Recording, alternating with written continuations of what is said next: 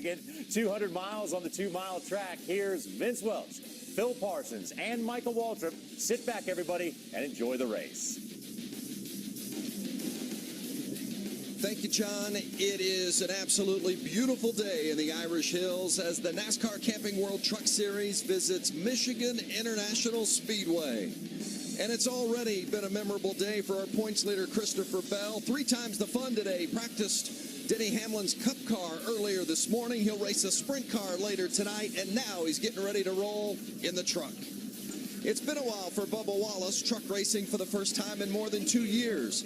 He won his last race back in 2014. Can he do it again in a one-off today? The playoffs are looming. Not much time to secure your spot.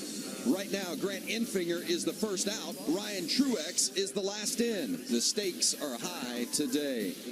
And the field will be led by pole winner Matt Crafton. He makes his 17th Michigan start. He's been runner-up here, but never a winner. Crafton hopes the wait comes to an end today. Great to have you with us, along with Michael Waltrip and Phil Parsons. I'm Vince Welch. It's going to be fun. High speeds, pack racing, a lot of hold-your-breath moments, that's for sure. We're anticipating it. Mike, the speeds have been gaudy, but how important is it the way you as a driver or the way your truck handles the draft today? I mean, it's everything, Vince. The speed is free here. You can run wide open around this track when you qualify at 184 miles an hour, and it's pretty easy. I know that sounds crazy, right, Phil? But it is. But once you get in the pack, these trucks stop handling well, and you can get such huge runs. Check out this run down into turn 1. Everything looks cool, right? Look at Kyle Busch, 3 or 4 truck lengths back. That's about where you want to be. He gets a good run on the high side, and he starts gaining on these trucks ahead of him.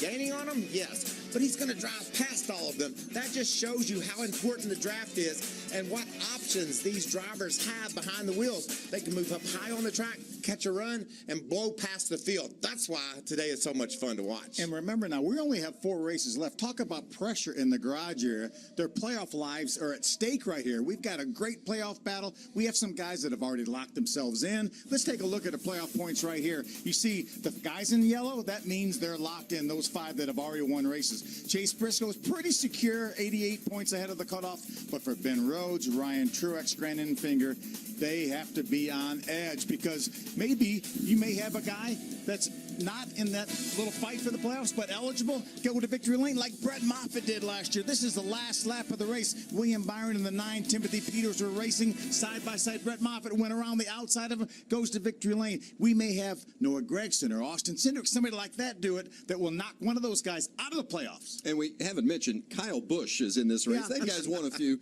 in the truck series as well, and always a guy you're going to have to beat, that's for sure. 12 different winners the last 12 races here at Michigan, so it's setting up to be a great show. Let's go downstairs for pre-race ceremonies. Ladies and gentlemen, at this time, please rise and remove your hats as the Michigan State Police present our nation's colors. Please remain standing as Nick Terry, chaplain for Motor Racing Outreach, offers today's invocation. Let's pray. God, we are here today because we all love this sport. But God, we are able to be here because you have blessed us and you have loved us. And God, all good things come from you. So we pause to give you thanks for this opportunity we have today. God, I pray your blessings of favor and safety on all we do. And God, most importantly, I just want to thank you for the men and women who have protected our freedom and who are currently doing so right now. God, be with them in all they do, and we thank you for it in Christ's name. Amen. Here today to honor America with the singing of our national anthem, please welcome Michigan International Speedway's own Lisa Bascom. Oh, say, can you see by the dawn's early light what so proudly we hailed at the twilight's last gleaming, whose broad stripes and bright stars through the perilous fight o'er the ramparts we watched were so gallantly streaming, and the rocket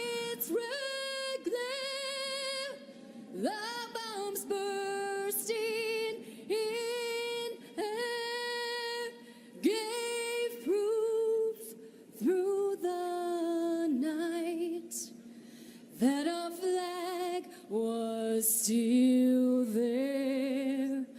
Oh, say does that star-spangled banner yet wave o'er the land of the free and the home of the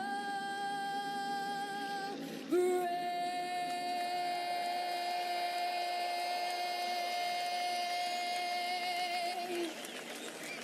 Wow, how about that? If that doesn't get you ready, nothing will. We are ready to go racing at Michigan. Amidst the vast artistry of this land rings the echoes of its ancestors, a parallel of both strength and fortitude, the perseverance of the hard-working blue-collared men and women who set out to defy the laws of science and form both human being and machine to become one, an evolution of mechanical substance. A professional team of auto racers reaches for excellence. Work damn hard being good at it. Harder than anyone else. The track and the engines that attack every inch of its surface not only signifying progress, they're a nod to the past. This is Michigan.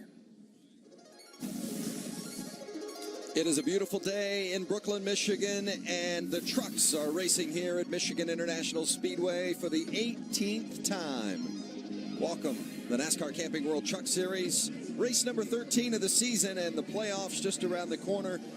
Very, very important race here today. Along with Michael Waltrip, Phil Parsons, I'm Vince Welch. Our pit reporters are Chris Neville and Hermie Sadler.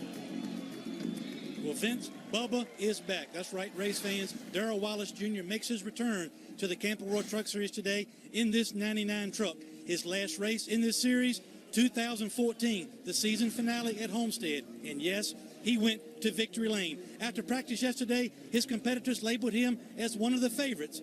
He will try to make a victorious return to the series, and he'll do it from the 9th starting position. Chris? Well, Hermie, Christopher Bell is having a marathon day. He was here at 7 a.m. this morning, prepping to get some laps in Denny Hamlin's Cup car.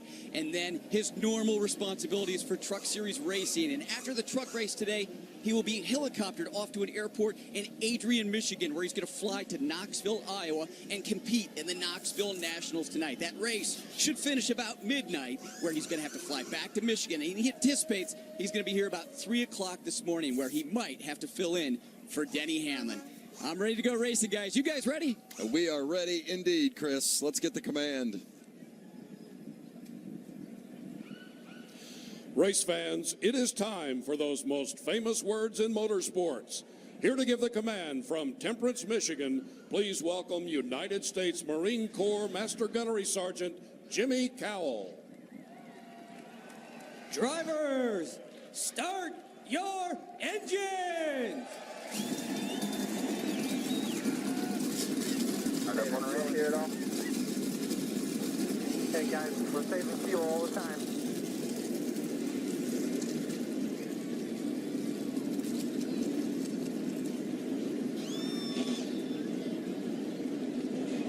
The fastest race in Truck Series history took place right here at Michigan. What's in store for us today?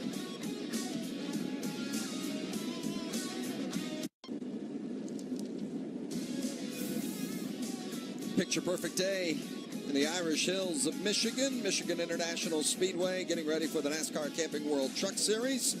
It's a special place, and it is a fast track as we take a look at our Camping World track description. And I think the most unique part of this racetrack is that long front straightaway. You can really wind them up and carry a lot of speed down into turn 1. Turn 1 and 2 is pretty easy to get through, but when you get to the end of the back straightaway, turn 3 sneaks up on you in a hurry, and it's tight. That's where we'll see action today. Camping World analysis, race analysis. Yeah, see, this race is 100 laps, 200 miles, and the stages really fit right in the pit window. 30 laps, and 40 laps. We shouldn't have any strange strategy by any of the crew chiefs down there. Brett Moffitt won this race last year with a last lap pass. Our starting lineups led by that bright yellow 88 machine of Matt Crafton and The veteran Johnny Sauter, the defending series champion, joins Crafton on the front row. There you see Chase Briscoe pulled over the inside, probably just to adjust his steering wheel. He'll roll back in line. Back in row number 3, Noah Gregson probably needs a win. He's far enough back in points. Grant Enfinger right there at the cut line.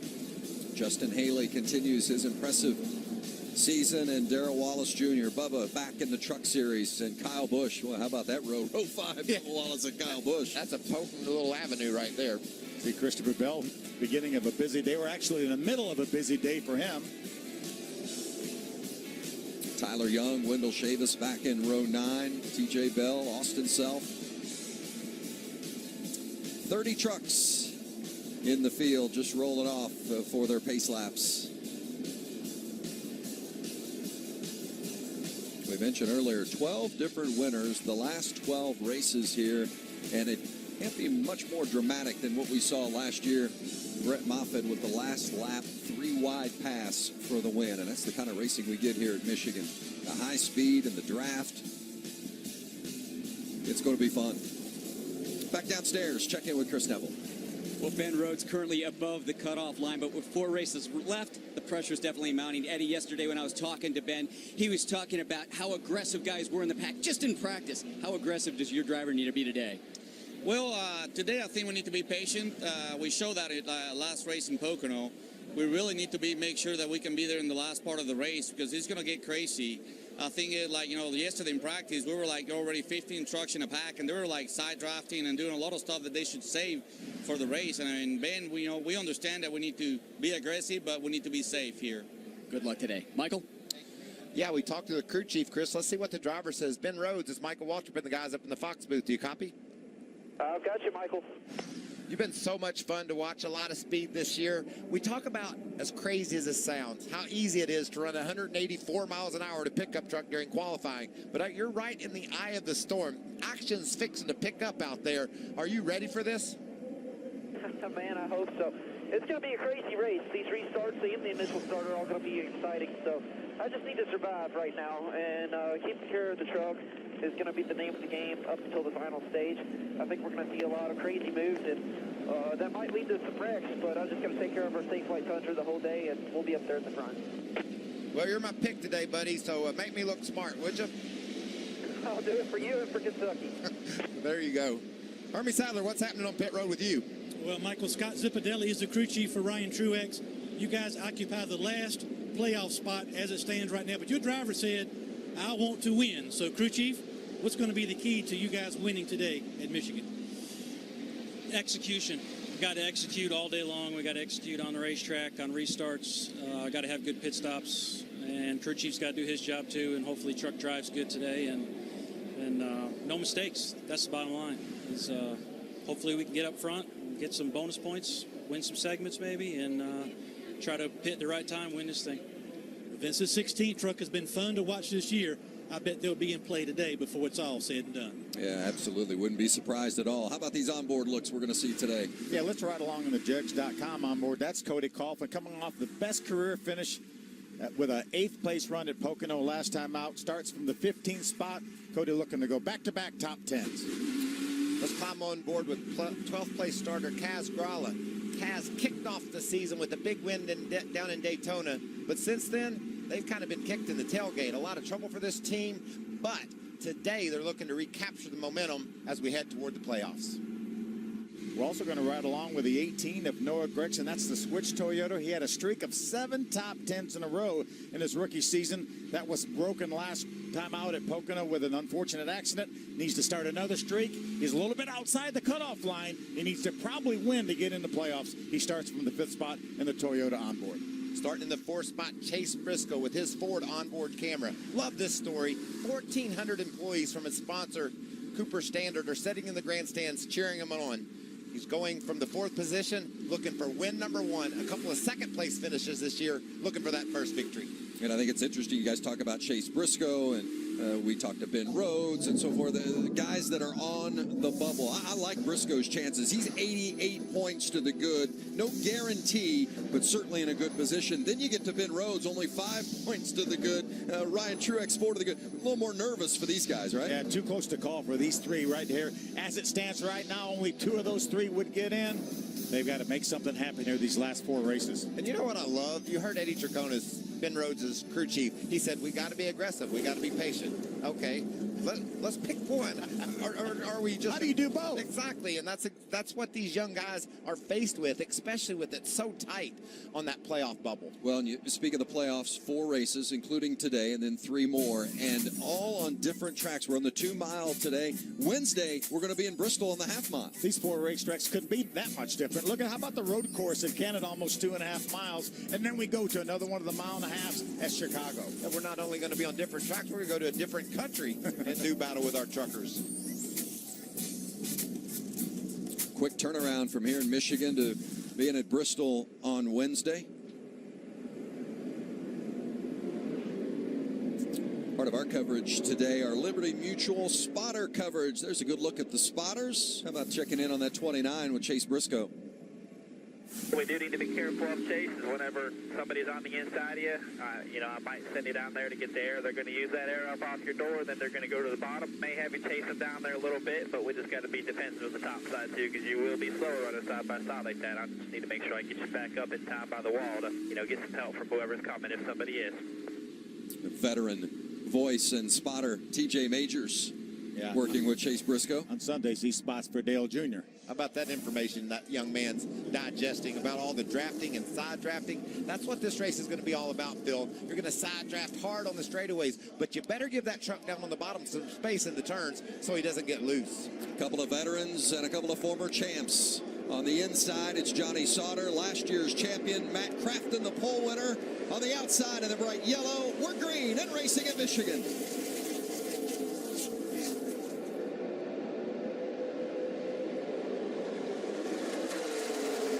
I know Chase Briscoe's plan was try to get in behind that 88 and push him towards the front. It'll be interesting today on the start of this race here that we've just seen and the restarts throughout the course of the day. Does that inside line, is it able to be competitive, or is the outside line the definite advantage? What a move by John Hunter Nemechek to try to grab that second spot away from Chase Briscoe. Didn't quite clear him. Sauter, who started in the front row, and that white truck back to 4th and now slips inside of Nemechek, going for the 3rd spot, while Crafton and Briscoe run 1-2. Johnny Sauter took a chance, had a good run on the front straightaway, tried to get inside of Nemechek, wasn't able to make it, and now look at that freight train on the outside coming around him. Oh, he was able to duck in line. Chase Briscoe heats up Matt Crafton for the lead.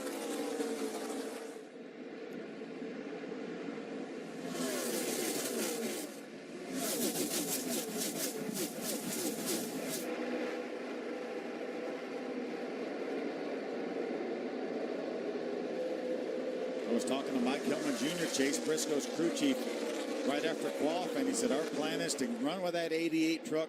Let's try to get out front if we can. I know it's going to be hard to get any gap on those trucks behind us, but we don't need to race here till we get towards the end of that first stage. Kyle Busch moving up from 10th starting position, already inside the top 5. Austin Cindric taking a look on Johnny Sauter as well as you ride on board with Kaz Grala. Guys, with the sun shining like it is on this track, the tires, as they get a little heat in them, they're going to start to slip and slide. And that's when a good handling truck can make up for a lot of things that are going on in the draft. As Bubba Wallace loses a little bit of momentum there, falls to the inside of the track. But you need to have that truck handling well. And that's where Kyle Busch, in the history of this place, has been so good. He gets that truck where he can drive it wide open more often than not and can make a lot of passes. Well, that 99 of Bubba's truck looked loose down there, didn't it? Racing along with Christopher Bell and Stuart Friesen. That's the battle for the 12th spot. Look at John Hunter. He's looking to the inside of Briscoe. For second place, John Hunter Nemechek and Chase Briscoe. There's Nemechek in the 8, a 2-time winner this season. Could open the door for Kyle Busch to make one of those big runs like we saw in the opening.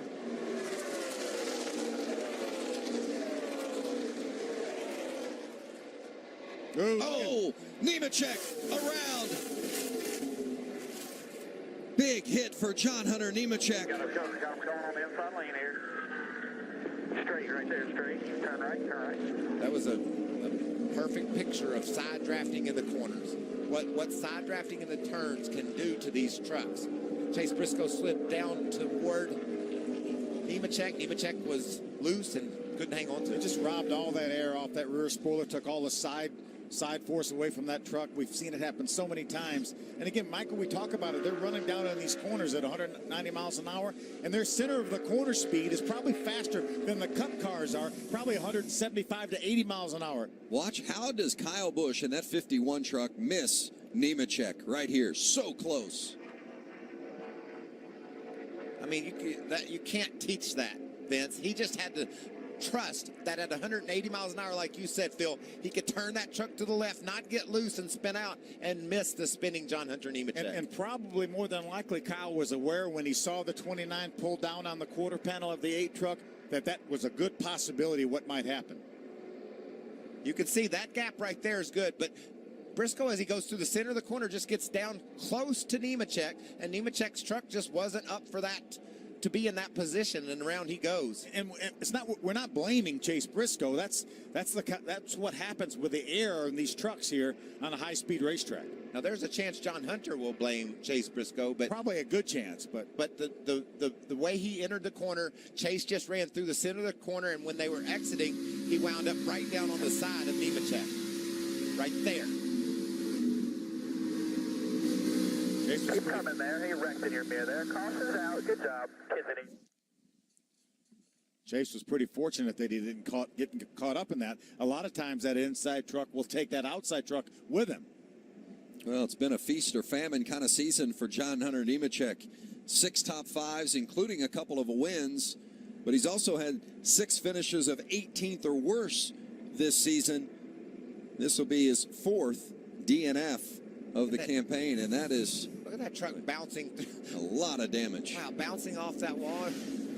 3,400-pound truck just bouncing around like a basketball. Shows you the speed and how much energy there is when something goes wrong in a place like Michigan. Well, it's got to be so disappointing for Nemechek, especially at this early stage, because I know they were confident. They had a truck they thought could come here and win today. No doubt. And I'm telling you, Vince, about any truck in the field put in a position like that, when you're not ready for it, when you don't know exactly what's happening, it can go around like that, just that easy. A big hit early. Nemechek's out. Fortunate it didn't collect a bunch of others.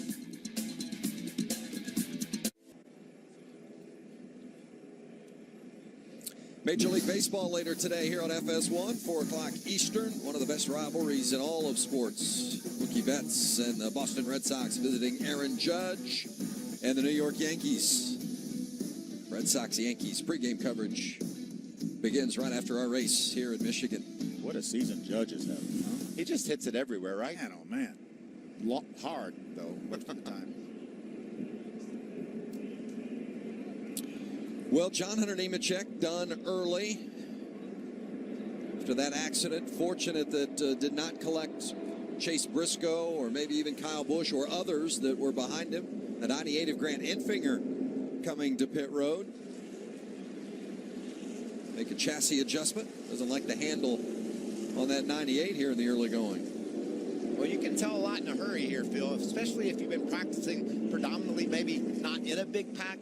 Your truck will change dramatically when you get all these other vehicles around you. So certainly not too soon to come in and say, this thing isn't right. We need to make a stab at it here early in the race. Well, sometimes you think maybe the draft, the handling wouldn't be quite as important. But here, I mean, you really got to have the handle in that thing, don't you? Oh, it's wild. And that's why Kyle Busch has been so good, like I said earlier, over the years here. He gets his stuff where he can run it wide open a lot of the race. Hermie, what's happening with his teammate? Well, Michael, we documented Noah Gregson, 41 points outside of the cut line. He needs to win. He started 5th. He dropped back to 10th on that restart in the first couple laps of the race. Here is his spotter, Tyler Green, communicating with Noah on what he maybe can do better on this next restart. I know it's hard to not put yourself in the situation, but like that initial start, bottom of 2 is worse enough, but bottom of 3 is way worse. Just try and discipline yourself to at least stay too wide. I know you had a hell of a run on it, but those guys behind you are gonna run you over. Same issue they worked on yesterday in practice. Kind of like fool's gold at the bottom of the racetrack. He's taking a dive to the bottom of the racetrack thinking he can make a move. Well, if you can't clear the truck you're trying to pass, then you're hung on the bottom of the racetrack, and he lost several more spots not clearing a truck as he was trying to pass him coming off the corner. So hard to be patient when you're trying to win, but certainly a bad move on a restart, especially very costly here at Michigan. Well, you got to put all the aspects of the race together, and the restart's always important, especially when you might have an advantage in one particular lane or the other. Let's listen into the 88 team, Matt Crafton. 29's asking if you consider starting on the bottom, him up top, but he said he just wants to be behind you. Love to, but the bad thing is if I start on the bottom and then I get one of their bumpers locked to me, I can't do anything about it. I mean, I would do it in a heartbeat, but if they get into my bumper, it's just too hard, Vince. These trucks are so competitive. If you try just to work with another guy on the start, you saw how big this pack is. You'll just get run over. Matt Crafton is looking out for himself, and I think that's a good decision. It's a little bit hard to choreograph every little move here, and I certainly understand Chase Briscoe's effort to try to do that. He wants to get behind and work with that 88 and Matt Crafton, and I think Matt wants to work with him as well. But as Michael said, it's just too hard right now to try to do that. And just think about what Tyler Green told Noah Gragson. He said it's bad in turn 3. We talked about at the opening how tight turn 3 is. You can't put yourself down there. You get a little bit loose, and you're liable to be outside the top 10 by the time you get to turn 4. Yeah, he said it's bad in turn 2, but it's way worse in turn 3. That never hurts to ask, though, right? Absolutely. Well, let's ask. Well, the good thing about being on the inside is the pusher that you would get. Chase Briscoe's going to have Kyle Busch right behind him. We know how fast that truck is. Johnny Sauter will be lined up behind Matt Crafton. That's something you have to consider, too. You got to know who all's around you and what their tendencies are when you go racing. Remember, this first stage, 30 laps. There'll be 20 to go when we take the green. Chase Briscoe on the inside, Matt Crafton outside, the green out, racing again, and Michigan. There's the push. Well, look at Kyle locked on that 29 of Chase Briscoe. A great push from Busch, pushes Briscoe to the point, and Crafton slips back into third. Safe to say that restart didn't work out the way Matt Crafton was planning. Exactly, and a good restart by Chase Briscoe, but a really good restart by Kyle Busch. That's why those two trucks are 1-2 right now. Wow, look at them 3 wide back in the pack. Down in turn 3, that's really risky. Kyle Busch looking to the bottom. For the lead, Busch pressuring Briscoe. Briscoe by a nose at the line, and here comes Johnny Sauter making it 3 wide. How about that surge from the 21 of Sauter from third to first? Such a big hole punched in the air by these trucks. You get them side by side like that, it's like you're going through a tunnel almost. And we tried to tell you at the beginning of the show how cool this was going to be. That was a great example of it. Everybody is just executing perfectly, doing exactly what they need to do. Another example of that was Johnny Sauter taking advantage of the draft and grabbing the lead on the front straightaway. I mean, how about that? Kyle Busch was going for the lead, and he ends up in 4th. Well, John Hunter Nemechek out of the care center. He's with Chris Neville. Yeah, and John Hunter looks good. John Hunter, you coming off a strong weekend at Pocono. Not the day you wanted here. What happened down in turns 1 and 2? Yeah, characteristic of this racetrack. You get 2 trucks too close to each other. It tends to suck the inside guy around. And I had a run, and I went forward on the 29, and he just didn't give me very much room. But I thought I had our truck tight enough yesterday where it wouldn't do that. And we're still on the tight side starting off there. So I hate it for my guys, hate it for Fire Alarm Services. We worked really hard on this truck, same truck that we ran at Pocono. And it's been fast all weekend. It really sucks to be out of the game this early, but Pocono is right around the corner. So we're going to go back home, keep our heads down, keep digging, and hopefully go get a win at Bristol. Thanks, John Hunter. So Nemechek out, obviously, after that accident. Hey, here comes Ben Rhodes. How about him running down this top 4 and grabbing a spot away from Sauter, or attempting to at least? Wasn't Johnny leading just a lap or so ago? We went to interview John Hunter Nemechek, and Johnny Sauter disappeared from the lead. That's the way it happens here at Michigan at the draft. Saw it with Kyle Busch going for the lead. He ended up 4th. Just a matter of about a quarter lap in the process. And now Chase Briscoe at the point with Matt Crafton right behind him. Busch in 3rd. Ben Rhodes there in fourth, taking a look. And Vince, when these trucks up front get side by side, it just brings more guys to the party. You could be running 6th, 8th, or 10th, like Ben Rhodes was when they got side by side, and you're able to pull up on the front group. Guys, Ben Rhodes started back in the 14th spot. What a great move early on for him. That means that truck was good in traffic, Phil. He was able to fight through those restarts, get stuck side by side, and hang on to his truck and move forward. Rhodes has been impressive ever since they unloaded this 27 truck yesterday. Halfway through the first stage at Michigan, Kyle Busch going for the lead on Chase Briscoe. You'll see it all during the commercial break. Cindy, you don't even have a dress.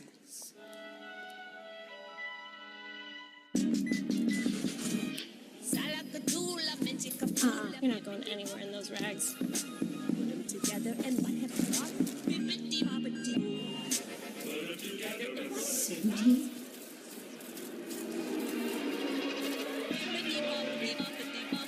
Introducing an all-new crossover, Toyota CHR. Toyota, let's go places. The end of the week. Work is over, school is out, and the wild ones come out to play. The green flag is out. Pups get a chance to dance with the big dogs. They're going at it. Roars from engines compete with roars of fans. And the stadium lights become a spotlight for one. It's truck season, America.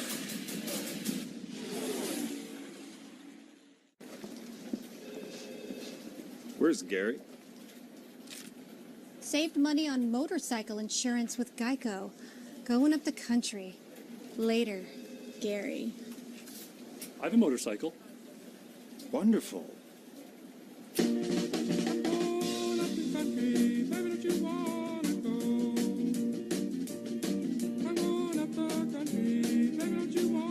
Geico Motorcycle. Great rates for great rides. Something's coming. I can see it.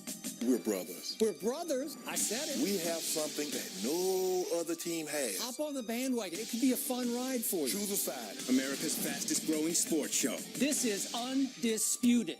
Got kids 12 and under? Come to any NASCAR Xfinity Series or NASCAR Camping World Truck Series race, and any kid under 12 gets in free. Get your tickets today. Welcome back to the LTI Printing 200, NASCAR Camping World Truck Series, Brooklyn, Michigan. Kyle Busch leading in the 51. That's the 29 of Chase Briscoe. By the way, LTI Printing from Sturgis, Michigan, Yeah, 70 miles down the road. Hometown company, love that. Brad Keselowski, Michigan guy, owns the truck that Chase Briscoe is driving. 1,400 people. How big would it be for a Keselowski-owned truck to win this race today? Cooper Standard, yeah, Mike, you mentioned 1,400 of their folks here at the race today. That's just a good Saturday, if you ask me. You're in grandstands with your Cooper Standard Chase Briscoe t-shirt on, and he's racing Kyle Busch for the lead here at MIS. Would lock him into the playoffs if he could get to victory lane. Again, we feel like he's fairly secure, but nothing like being secure. Nothing like getting that first win. I mean, you want to win. And he's been so close. Like I said, a couple of second-place finishes, one by about a foot, I think, that he finished second down in Texas. And you know what I love about this racetrack is we talk a lot about you got a handle in the draft, but look at that speed. Over 190 miles an hour as they race down into turn one. And a tight pack of 5 trucks battling for the lead. But see how little speed they lose in the corner, only down to about 181 miles an hour. I was watching the Cup practice earlier, the Monster Energy Cup practice, and they were down in the 170s into the center of the corner. Chase Briscoe wants to win this stage. He's got about 9 laps to figure out a way to get around Kyle Busch without giving up in the spot to Matt Crafton and those guys. That's a delicate balancing act he'll have to pull off here. And he knows if he tries to make the move on Kyle and it doesn't work, more than likely he's going to at least lose that spot to Matt Crafton, maybe more. Starting to run up on some of the lap traffic. That's Mike Seneca, Norm Benning. They've been working their way by, so a lot of the trucks that are off the pace are starting to fall lap down. Yeah, these 4 trucks have opened up a little bit of a gap. Here's a battle for 10th right there. Ryan Truex, the 16 truck goes by Bubba Wallace. That is the battle for the 10th spot. A little surprised Wallace hadn't been as strong early on as we anticipated. I think that truck looked pretty loose the times we saw him in some traffic. And he was so confident about it. And like we said, he hasn't been in a truck a couple of years. Maybe he didn't know exactly the feel that he was looking for when they have this end of stage one. Hermie Sadler look for the 99 to get some adjustments. What's Ryan Truex saying? Looks like he's moving up pretty nicely now. Yeah, Michael, the 16 of Truex is starting to recover at the beginning part of this run. Way too loose, especially in traffic. But the longer he is able to run, the truck is starting to come to him. He's looking to gain a few more spots prior to the end of this stage. We'll see if he can do it, Chris. And Grant Enfinger started the race in 6th, but in that first caution, we saw that 98 truck come to pit lane, making some adjustments. Talking to him before the race, he felt like he had a good truck, but he said it was a little bit nervous in the draft, and that was the problem in those first 5 laps. Just saying the truck just not into the racetrack, moving around too much. So his team giving up track position now, trying to make that truck better. Yeah, they made a pretty significant adjustment. We saw the reg winch on both sides of the truck. How about this 3-wide battle going into turn number 3? Ryan Truex on the inside, Christopher Bell in the middle, and that's the 33 of Kaz Grala outside. Bell got out of it just a little and let Truex slip through. Move Truex up to the 8th spot now. Here comes Bubba Wallace around Bell. He's going to draft up on the back of Grala in that 33 truck. That was a classic example. Bell just out of it just a tick and lost 2 spots. Boom. That you lose just a little bit of momentum. With these guys running so hard around here, it really multiplies on the racetrack as you go on and run on straightaway or so. That's Grala running 9th. Bubba Wallace in the 99 in 10th. Just behind them is the points leader, Christopher Bell. I tell you, struggling a little bit today by Bell's standards. Yeah, he thought he had a truck, Vince, that didn't qualify great, but would really handle well. And he could take advantage of that in the draft when the tires started slipping and sliding. But so far, not a lot of progress by Christopher. I was talking to Rudy Fugle after qualifying. He was a little bit surprised with their lack of speed qualifying. But as you said, he felt like he would be really in good shape for the race. They were really good yesterday in traffic. And Chris, they may be fine. Is Christopher just riding it out right now? Well, the drop of the green, he said the truck fired off really well, but just in the last few laps, it's saying it's just getting way too tight. He can't get through the corner. He just can't do anything in traffic. Well, just to kind of recap the day that Bell has had, he ran 20 laps in Denny Hamlin's Cup car earlier this morning. He'll be on standby as the standby driver for Denny tomorrow in the Cup race. Denny's her longtime girlfriend Jordan expecting their second child. If Denny has to go, then Bell would step in and drive that Cup car tomorrow. First time he turned laps in the Cup car here today. He's never run a Cup race before. A big opportunity that would be for Christopher Bell. And he'll go to Knoxville and run at the Knoxville Nationals in the sprint car later tonight. As we watch Bubba Wallace get that spot over Kaz Grala, Christopher really had a good time in that Cup car, running about 211 miles an hour, getting in turn number 1. Carry him off down to the corner, man. That's good. I'll look to it for the end of the stage, but end of the race, I go ahead and carry that old 51 down into the corner real nice and deep with my bumper right up under his rear bumper. As TJ Majors talking to Chase Briscoe, and I don't know if anyone drives it in the corner any harder than Kyle, so well, it might be hard to push him in there farther than he wants to go. But I tell you what, Phil, watch the 29. He's faster than Kyle Busch right now, and I think he's just sizing him up. He's got 3 laps to get a stage win here, and I know this truck, I think he could have already pulled out on Kyle if he chose to. Not saying he could have completed that pass, though, and I think that's what TJ Majors was explaining to him. Let's make sure we're in a position to do this move later in the race, size him up, and that's what Briscoe is doing so well right now. And make that move off of turn 4 as you're coming to finish that stage, because they have a little bit of a gap over Matt Crafton. It won't cost you a spot if it doesn't work. And because that stage win grants a playoff point, and that can make the difference and maybe winning the championship later in this season. But right now, as we're coming to 1 to go, one final lap left here in this first stage, Busch continues to lead Chase Briscoe. I think he's got to make the move into 1, Phil. He's got some momentum. He's had it every lap. If he's going to win this stage, I don't think he can do the same thing into 3. Duck blow, is he going to try it? No, he stays in his tire tracks.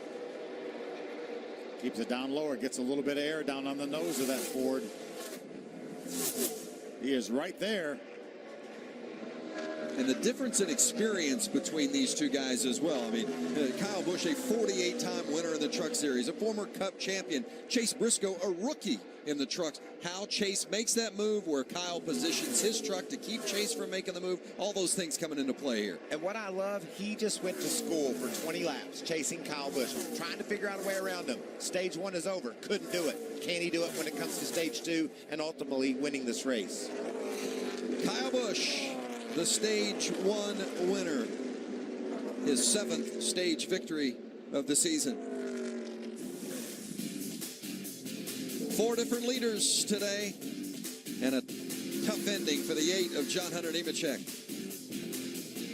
Coming back for stage 2 at Michigan.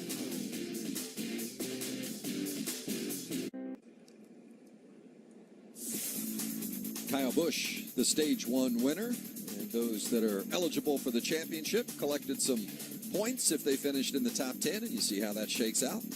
Well, you talked about Chase Briscoe with a pretty good gap in the points to make the playoffs. This helps that effort. Ryan Truex, the driver on the bubble in regards to the playoff standings, so he collects a few more points. I think 17 out of the last 19 stages Truex has collected stage points, and that's a testament to his consistency. Yeah, without a doubt. Johnny Sauter also gained 5 points on Christopher Bell in the battle for the regular season championship. Bell was able to get the 10th position, but not a lot of movement so far. Rudy Fugel's a genius when it comes to the chassis, and listening to his young driver tell him what the truck needs. Watch for an adjustment here for that Ford truck and it to come alive. He's going to get a couple opportunities. This is going to be one of them to adjust on that truck. As they get ready to come to pit road for stops, so we take a look at our Ford track facts. And, those who have won here at Michigan in a Ford. See him 3 years in a row with Travis Kvapil, Eric Darnell, and Colin Brown. Well, pit road's open, and for the most part, this will be the first visit for most of our competitors, including those guys up front. Downstairs and picking up with Chris. And Austin Cindric running very consistent lately, 4 top 10s in a row. This is his first time at Michigan. Just saying, that truck just way too nervous, on edge. He's just not comfortable with it in the draft. So it's going to be 4 tires and a big track bar adjustment. Harvey.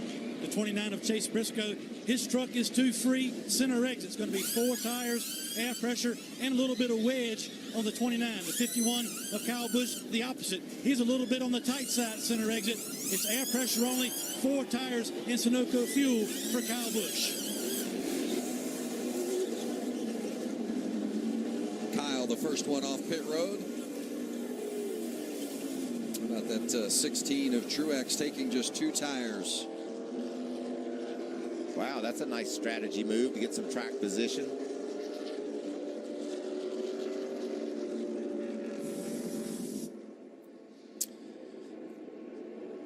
Watch Ben Rhodes, the 27 truck. He's right behind that yellow truck of Matt Crafton. Watch him as he enters his pit box. Remember, we talk about having to be perfect every time, a little bit sideways, but he gets it stopped. That's the key. See if we can talk to Chase Briscoe, who was oh so close in that stage. Hey, Chase Briscoe, Phil up in the Fox booth with the guys. How you doing? Too bad, Phil. How you doing? That was a great first stage right there. Did you have anything for Kyle? Were you sizing him up? Yeah, the first couple laps, I was just kind of, staying behind him, not trying to go at the top, and just kind of seeing what my truck could do to his truck in the air, and just keep trying to, time my runs the right way, and just mistimed it a couple times, was trying to learn, and just obviously he's one of the best in the truck series, so fun battling with him right there, but hopefully we can get this thing done in the race. We certainly have done a great job so far today and this year, so keep it going, bud. Appreciate it. Yeah, that's what it looked like. He was just learning every lap, every corner, how to time the entry, how to size Kyle up. Chase Briscoe hoping that today is the day he gets his first Truck Series win.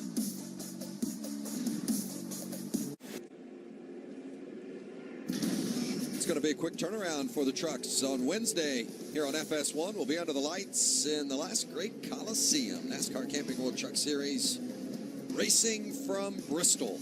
Coverage begins at 8 o'clock Eastern on Wednesday. Wow, can't wait. Quick update on the 33 of Kaz Gralla with Chris. Vince, we talked about Kaz Grala at Pocono and restarts. He said, I've just got to get better at them. And his crew chief, Jerry Baxter, just told him, hey, you've got to get more aggressive on these restarts. These veterans, they're going to eat you up every chance you get. Get aggressive on this restart. Yeah, Grala, just a rookie, 18 years old. It's a learning process, that's for sure. It's a balance, too, Vince. We heard it earlier. Spotters telling their drivers, be patient, be aggressive. You got to know when to go and when to hold back a bit. Well, Ryan Truex took just 2 tires, gained a bunch of track position. He'll start on the front row on the inside, alongside Kyle Busch. Stage 2, green waves at Michigan. Kyle has a good pusher, and Matt Kraft in that yellow truck. How about Chase Briscoe moving to the inside? Can he finish the move? Gets past Truex and comes up to close the door. Crafton making it 3 wide around the outside. How about Ben Rhodes, 3 wide on the inside? We know how difficult this turn 3 is. Can Rhodes clear the 16 of Truex? He does it. Rhodes is losing ground, though, Phil. Yeah, just about all the track position Ryan Truex got by changing 2 tires has already gone away. Wow. Dropped. Look who's glued himself to the back bumper of Kyle Busch again. Chase Briscoe's doing an amazing job looking down low. I love that he can stick the nose of that truck below Kyle's. That means he's getting some aerodynamic downforce on the front end, and it's turning well. And I liked how he told you he's going to school, watching Kyle, trying to make the move. Yeah, he'd like to have had that stage 1 win, but the win at the end of the day is the one that matters most. And he's a smart young driver, too, and that's that does not surprise me. You know what I found in talking to him? He's just a straightforward guy. He doesn't put on any airs. He doesn't try to be cute or fancy. He's just a racer. He grew up racing on the dirt tracks. His grandfather built cars. His father raced them. And that's he's just a racer. A couple of KBM trucks on board with Noah Gregson. Looking back at Christopher Bell. That's 4th and 5th. And oh, by the way, that last lap was a ½ second faster than the pole speed earlier today. Remember what I said before the caution that Rudy Fugle, Christopher Bell's crew chief, is a genius? He would make adjustments to that truck and it would come alive. He's up inside the top 5 now. And that truck, just the closer he gets to the front, the better that truck may handle. Top 4 covered by less than a second. How about that 29 of Chase Briscoe, Hermie? Well, you guys are mentioning how well he is performing. Has pretty much all year. He's eating up the back bumper of the 51 of Kyle Busch. But listen to this. On top of all that, 1,400 guests from Cooperstown that are in the grandstands today cheering on Chase Briscoe. Brad Keselowski Racing has never won at this racetrack, and he's got 3 sponsors and Ford headquartered in this area. What a big win at the right time this would be for the 29 if they could pull it off. Well, you got that right, Hermie. And Briscoe looks strong enough to do it, but we've got a long way to go. 20 laps left here in stage 2, much less the 40 laps of stage 3. Look at that line Matt Crafton's running. We heard his radio yesterday talking to crew chief Junior Joyner, reporting to Junior what the truck was doing well, and what he said he liked about it is the way it would turn through the center of the corner. That was good evidence of it there. Bubba Wallace and Austin Cindric, that's for 7th. Wallace in that 99, Cindric going to string together another solid run. Been on a really good roll of late. They might have gotten together a little bit, bumping doors. Just a little bit there. Excuse me, I need a better angle to the corner. Oh, Johnny Sauter on pit road. Johnny Sauter with a problem, our defending series champion, on pit road in that 21 machine. He had been running 12th. They've just been on pit road on lap 41, and he's back now.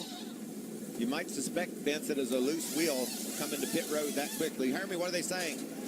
Loose wheel on the right side. They come down 2 right side tires only. He said a vibration a couple laps ago, thought it was going away, but it came back. They could not take that chance, so he hit pit road for 2 right side tires. See, as you can see, the leaders went by, so you cannot, unlike Pocono, you cannot make a pit stop here without losing a lap. Johnny Sauter now will be a lap down. Tough break for Sauter for sure, but I've always a lot of race left. I've always found it hard to figure out which wheel is shaking. A lot of times you just get 4, you're going to lose a lap anyway, and it's hard to feel if it's a left or a right at times. So it'd be interesting to see if Johnny Sauter called it correctly. Doesn't still have a problem. No change at the front. More on that, Hermie? You see the right side tire that came off the 21. The tire is flat. It's got a hole in it right here. You can see it. Actually can feel the air coming out of it.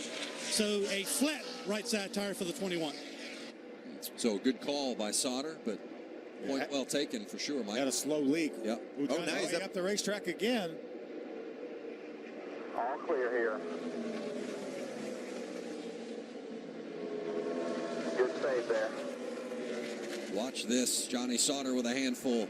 That's Stuart Friesen just outside of him in the 52. Wow. Same exact situation we saw earlier in the race when the 29 of Chase Briscoe came down on the 8 of John Hunter Nemechek. Stay low, stay low, stay low. There you go. That's just an experienced veteran driving his rear end off to save that truck at over 180 miles an hour.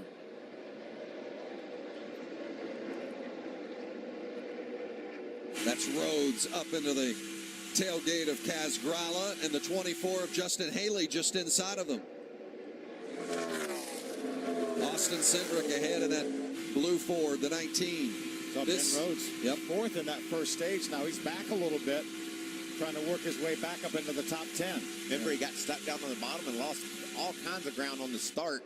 We talk about how important the starts and restarts are. That's an example of it. 8th, 9th, 10th, and 11th right there, those 4 trucks. Looks like maybe that truck of Grala, the 33, and Rhodes.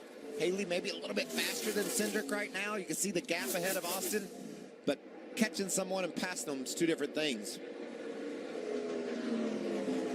Yeah, that draft will bring you right up to him, but it's not quite that simple to just drive right by him. Kyle Busch continues to lead, but Chase Briscoe has been right on his bumper all the way. How would you like to be Kyle Busch and just look in your mirror and see that 29 truck lap after lap just right on your tailgate? And he's got to be wondering, what's the rookie thinking? When's he going to try to make his move? But a little radio communication from our 2 front runners. Chase Briscoe second, and then let's begin with Kyle Busch, the leader. Trying to loosen me up. He got right up on me, didn't he? Yeah, he did. Hey, he about knocked the wall down. Oh, Matt was going to hit him. I can't even believe he got that close to him on exit. Doesn't look like it hurt the suck up to me. No, I just can't even. I mean, how do you get a run at the 3/4 mark of the corner? You don't let off. You keep her mad at it, and that's what Briscoe's been able to do. You can see he's just got a really good handling truck. They were talking about that move off turn 2 when Briscoe drove right up on the back of Busch. You talked about it, Phil, got him a little loose, but then Briscoe lost the nose of his truck and almost the throttle. Oh, look at this mess. These guys are teammates, and they're bouncing off each other. That's Gregson, Noah Gregson in 4th, and Christopher Bell right behind him in 5th. 3 KBM trucks right now in the top 5. Remember, Ryan Truex lost all that ground on the restart. He's tagged into the back of this 6 truck run here. What do? Do you make a note and say 2 tires might not be a bad decision? Look at Truex go. A little teammate love.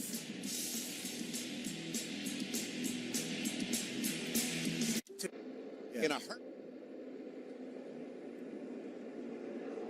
The caution is out at Michigan as Jordan Anderson comes to a stop, and the big news in relation to the caution coming out is that Johnny Sauter, who had to pit unscheduled for those right side tires, as he had a tire going down and went a lap down, Sauter gets the free pass. Yeah, that's big, and he would not have gotten the free pass had we gone to the distance of the stage, because Josh Rayone was going to get lapped in a matter of a couple laps. But tough break for Jordan Anderson. Yeah, and Sauter will be able to race into contention now with the stage break coming up. Anderson's another issue. You can see as he's coming off pit road, he loses his hood. He was obviously on pit road for some repairs. They didn't get the hood pins in, and unfortunately, that hard to so see much what damage. the hood is up. Yeah, that's what inevitably what happened. He could not see the racetrack, so he just pulled over to the side. But he was so slow, so close to the racetrack that the officials felt like they needed to throw the caution. That's really when you need your Liberty Mutual spotter to be taking you to another place. off the racetrack. And Jordan Anderson is going to hop into the safety vehicles and be taken. I think this is a great time right now for some of these guys that maybe are outside the top 10. Why not come in and put your tires on now? We know we're going to have 2 or 3 laps of caution, and then we spend less time on pit road at the end of the stage and maybe gain some track position that way. But what do you mean, Phil? Because at the beginning of the race, you told me this was cut and dry strategy, right? Well, look here, Vince. It's amazing how it always shakes out. Well, maybe I've talked to Rudy Fugle since then. The crew chiefs are just, they know, they have a playbook, Vince, and they know that there's going to be options with the times that the caution flag falls. And Chris, what's happening with the 4 of Christopher Bell? Well, you can see Bubba Wallace in the 99 coming to pit lane. He's saying that truck just a little bit free. If anything, just tighten him up. Christopher Bell, much better truck this run. He said the balance is really good. If anything, just tighten him up just a tick on entry. Just when you think it's going to be a textbook kind of strategy day, something happens, and man, it throws a curve into it. Those 2 trucks right there could win this race, and they didn't care anything about winning stage 2. Bell with already the wins. Bubba's not running for points. That's all about getting the victory.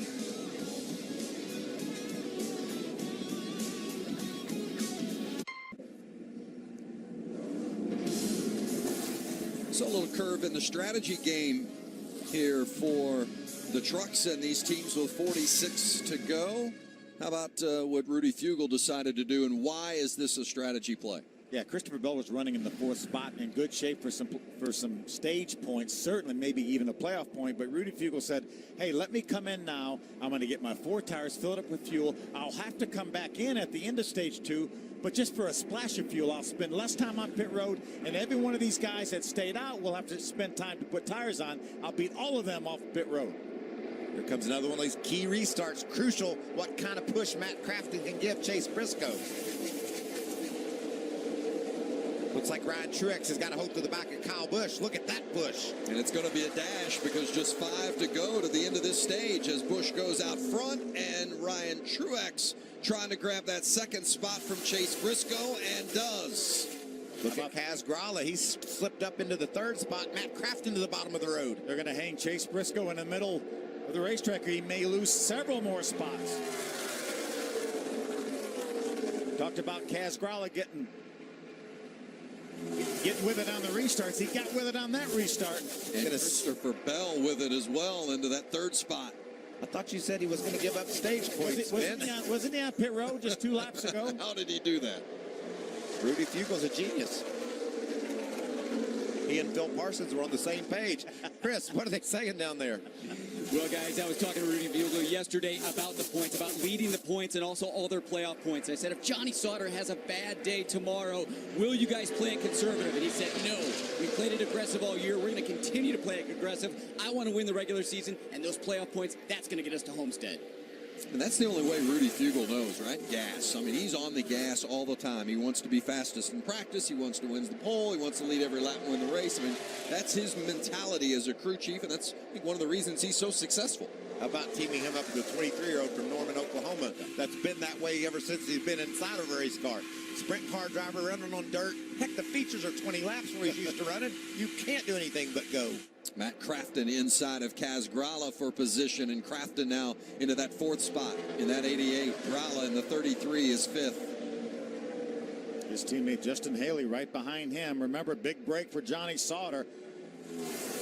That caution flag gave him the free pass. He had to restart at the back of the field, so he'll be out of contention for a while here. 2 laps to go here in stage 2. Pits are now closed. Johnny Sauter running all the way back in the 15th position. Hadn't made any progress since this restart.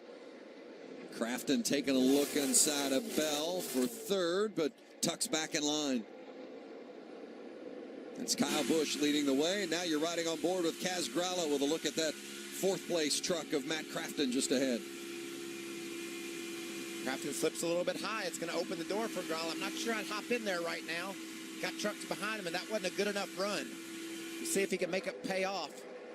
Get a little help from his teammate, Justin Haley, if Justin would jump in there and give him a little bit of a push. But Justin's going to stay with Matt Crafton, it looks like, on the outside.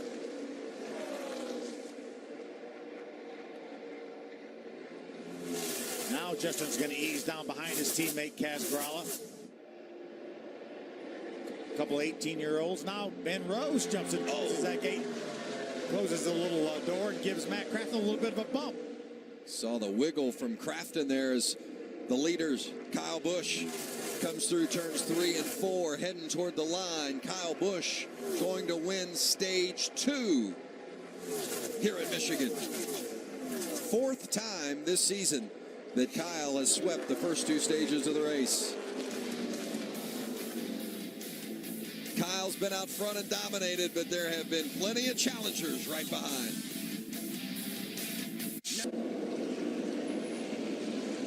And welcome back to Michigan International Speedway Truck Series Racing. We see Kaz Growley hitting pit lane. He's saying that truck just a little bit free. Christopher Bell a little bit further down pit lane. Just going to be a splash on that truck. Hermie. The 16 of Ryan Truex took 2 tires on the last stop. He is still too loose, making an air pressure adjustment. It'll be 4 tires this time around. Kyle Busch, the 51, also 4 tires. He wants a little bit of tape on the grill of that 51. Should give him a little more speed and downforce. Bell, with just needing that splash of fuel, picks up a couple of positions and is the first one off pit road.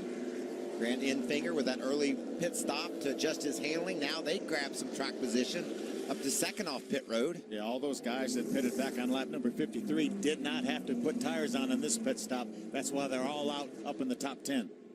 Let's see if we can ask Christopher Bell how his day is going. Hey, Christopher, it's Michael Waltrip and the Fox guys. Do you copy? I got you. What an impressive job today. Kind of started a little bit slow, fought your way through. Rudy Fugel, the genius that he is. Again, great calls on pit road. You guys seem to have a lot going on right now. Yeah, I'd be honest, it's been a little bit more of a struggle than what I was hoping for, but Rudy did a great job playing the strategy, and I was able to get a pretty good restart there and get some stage points. Well, that was a great job. See if you can't finish this deal up before you go race your dirt car tonight. Yeah, thank you. He's off to the Knoxville Nationals after this race, and he's sitting in a pretty good position right now here in Michigan. Well, through 2 stages today, here's how our stage points shake out. Matt Crafton's earned the most. Final stage when we come back.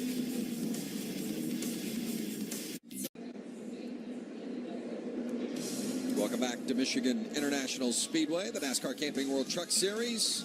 Getting ready to enter the final stage on a race for the win here at Michigan. Great look at the spotters and where their office is located today. And so listen in, our Liberty Mutual spotter coverage. How about the one truck of Jordan Anderson and his issues? Let me out, get around the turn, talk to me. Just stay below the line. See. Stay below the line. All right, tell me where to turn. I can't see the line. I can't direct you from here. Just stop letting the caution come out. Get off the track. Ain't no sense to hurry, nothing to gain, so just pay attention. It's got to be disconcerting from a driver's perspective to not be able to see and know that the track is green and other trucks are zooming by at 190 mile an hour. Yeah, that's an understatement a bit. I really want to be able to see where you're going. Spotter did a nice job, got him down off the track, and the caution did fly. And that's the reason why, Vince, we have all these differing strategies in our dominant truck so far in this race. Kyle Busch is back in the 8th position to restart this race. I mean, it's the way it works every week, right? You think the strategy is cut and dried with the way the stages break out and everything, and we've seen all kind of different curves in relation to what's happening, including, as you said, Kyle Busch back there in the 8th spot, but Justin Haley and Austin Cindric, they stayed out, so now they're sitting 1-2. Remember when Kyle Busch had the dominant truck last time out at Pocono? Late restart, got started back in the middle of the pack, got wrecked over in the tunnel turn at Pocono. It's the final stage, and it's green at Michigan. Good start by Haley, but not so much for Enfinger. That was behind Haley. Around goes Cody Coughlin in the 13.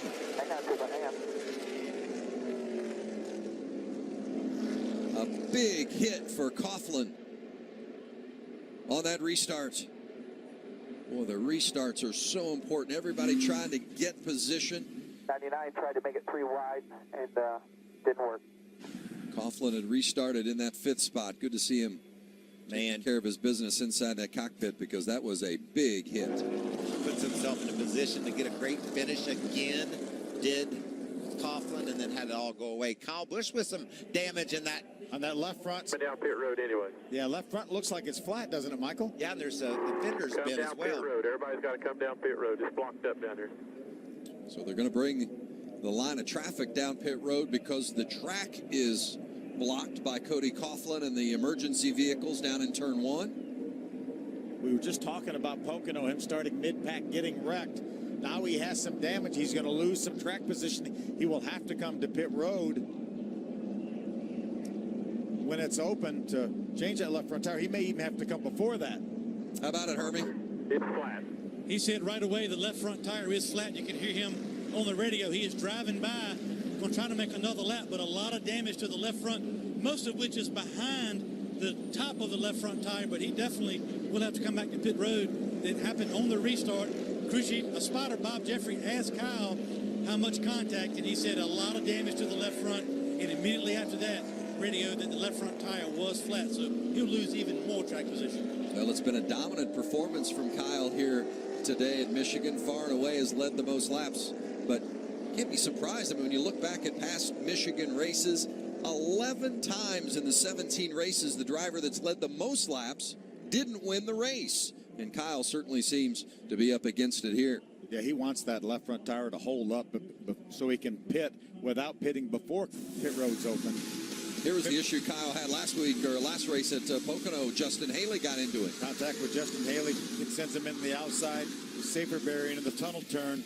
Takes what looked to be a dominant performance. Took him out of it. We could have a similar situation here. Obviously led 47 laps on both stages. We talked from the beginning, Cal. Coming to you. Yeah, it's coming apart now. He has no choice but to come to pit road. Although pit road will be open, he will be able to restart with the lead lap trucks once they make repairs on this truck. There's crew chief Bono Mannion. The experience and the success that he has enjoyed in his career as a Cup crew chief, Daytona 500 winner, Brickyard 400 winner as a crew chief, both with Jamie McMurray. Yeah, they just need to take all the time they need to make sure they get that fender clearanced.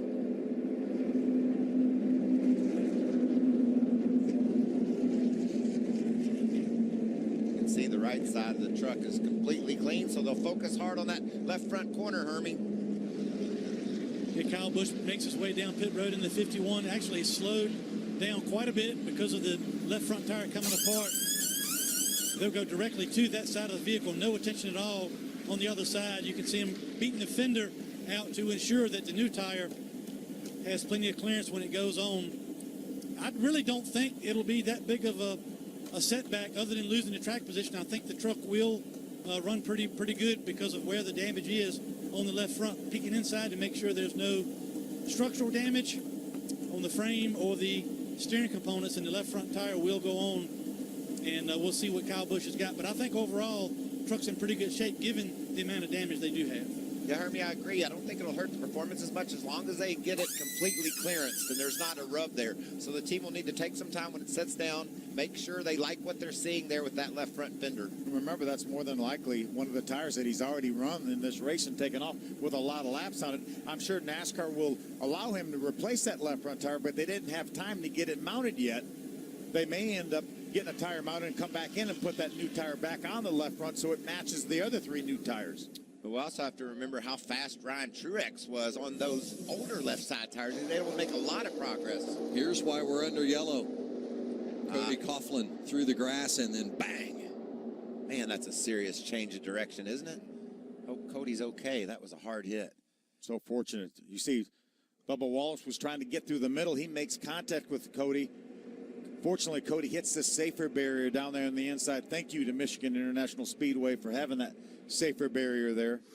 How about riding along with Cody Coughlin? This is going to be a jarring ride. Yeah, just outside. Just trying to move around and take advantage the best he could of that restart. Had dropped off of the truck ahead of him a little bit. Oh, look what. Middle. And one outside. Caution's out. Boy, so thankful the way Coughlin bounced back out into the racing surface area that no one else ran into him as he came back up onto the track. Yeah, the last truck through there, Norm Benning does a nice job avoiding. You see Norm there with the 6 truck going to the outside. Watch this. An unbelievable concussion. All 4 tires off the ground with that impact. It's great to see you mentioned, Phil, of course, the safer barrier, and then the safety innovations within the car, the cockpit and the seat, all of those things, the helmet, the head protection around the helmet, the Hans, so much that protects the drivers. There's a great example of how the safer barrier works. There's the foam between the steel wall and the concrete wall that takes all that energy away from the driver. Well, these caution laps are really helping the 19 of Austin Cindric and the 24 of Justin Haley if these guys are going to try to make it all the way. Chris Neville's with the crew chief of the 19. Let's find out what they're thinking, Chris. Yeah, and Austin Cindric got all that track position because they stayed out when everybody else came to pit lane during that last caution. And Doug, that was a bit of a gamble there because you guys topped up at lap 54. But with this caution now, can you guys comfortably make it? Yeah, we feel pretty good about it. Austin's doing a great job today out there in the draw tight forward. We felt like we were dead on our number without this caution. So with this caution, we feel pretty good about making it the rest of the way. All right, good luck. You know, we thought that Austin Cindric would have a really good chance to win when we go to the road course, Canadian Tire Motorsports Park. Thinking maybe that was his opportunity to clinch his playoff spot. But tell you what, right now he's in a pretty good position as well, running up front. But these restarts, I mean, it's just that's what it's gonna come down to. Can he be clean? He not only needs to get a perfect restart, Vince, he needs Grant Enfinger to push him hard so he can get out in front. Christopher Bell has proven to have one of the best trucks in the second half of this race. He finds himself in that 3rd position on the bottom. They're gonna be getting more and more aggressive every restart. And this could be a game changer right here for Cindric. And remember, there's hardly any tire differential here. There's just 2 or 3 green flag laps more on the tires of the 19 and the 24 than everyone behind them.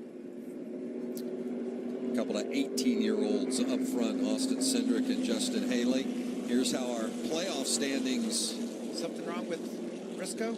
Sit right now. Briscoe now, yes, he is indeed. So they feel like he has a flat tire or something. He's down there on the bottom of the race. So we're getting ready to restart this race now. They have called it off. The door a little bit there. Looks like the left rear is flat. Left rear is flat. Yeah, they've called off the restart. The lights are back on the safety truck, so he will be able to come to pit road without losing a lap. Good heads-up feel by Chase Briscoe to realize he had a left rear tire down under caution. Well, you saw that tremendous impact for Cody Coughlin. Parts and pieces probably flew everywhere. Might have run over some debris. He's got some damage on the right side of that truck too, Phil. Is it a little bit of a scratch on the right? Or it definitely is, yeah. So Briscoe was running inside the top 10, was running 8th. Of course, he's been behind Kyle Busch, has run second to Kyle Busch most of the afternoon today. And they do indeed have some damage that they're going to try to work on there on the right side as well. No problem with the left rear for damage, so I guess he just cut a tire.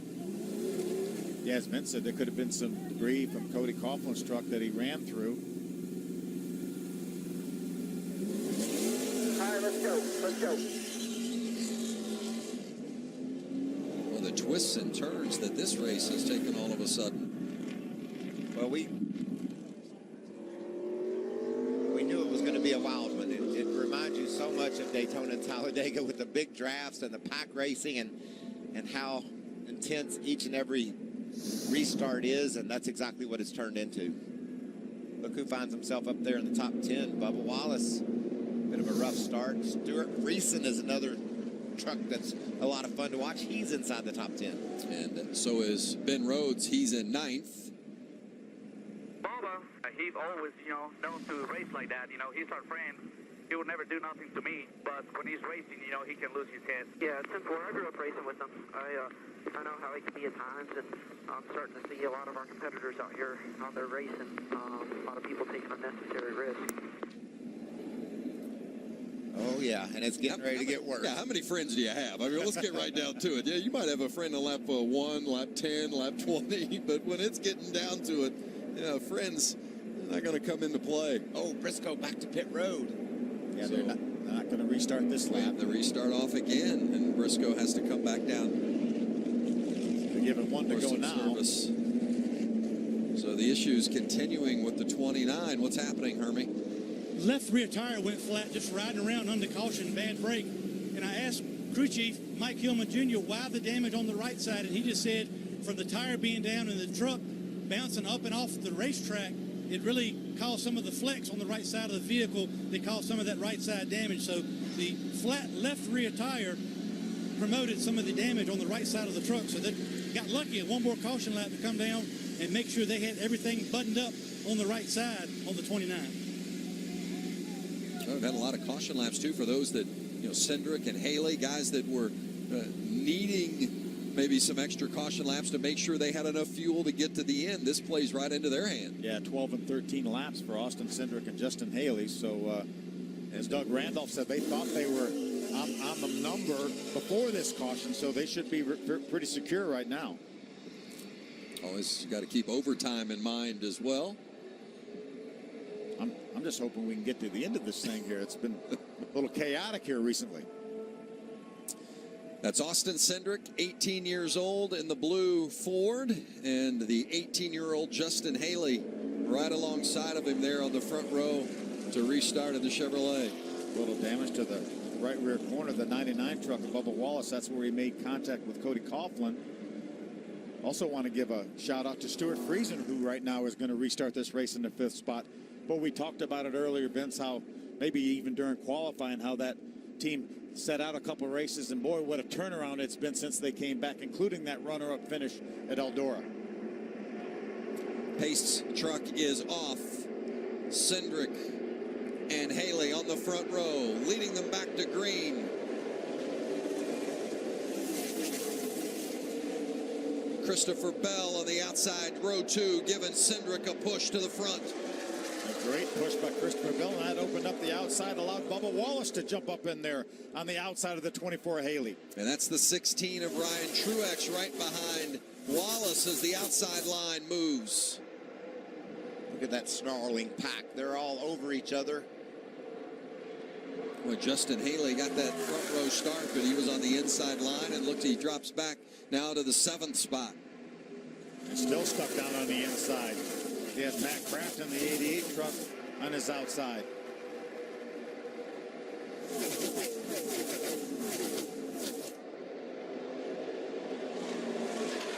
The 98 of Infinger going underneath Haley as well for position.